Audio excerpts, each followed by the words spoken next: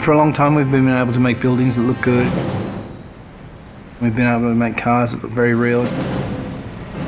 The level of realism goes up and up and up. With previous kind of technologies that you'd use, like facial motion capture, we didn't really ever feel that we could pull that off. You could never really tell whether someone was lying or not. With this technology, what you see is what you get. I'm always happy to help the LAPD.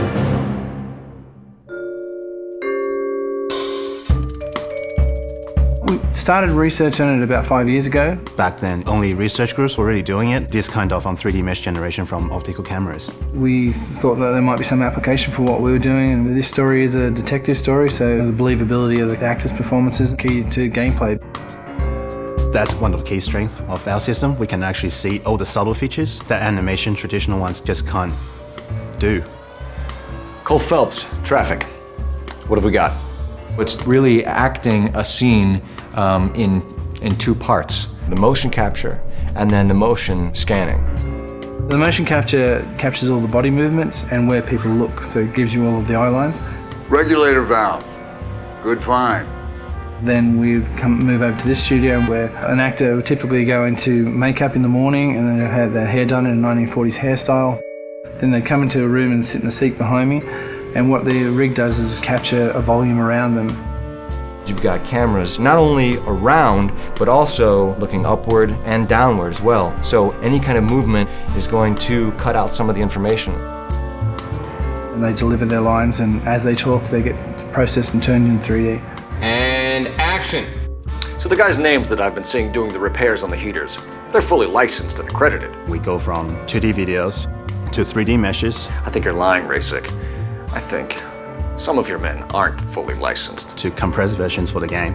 I think some of your men aren't fully licensed. You're desperate to cover your sales. The level of detail is just so high that they're just like a real person in life.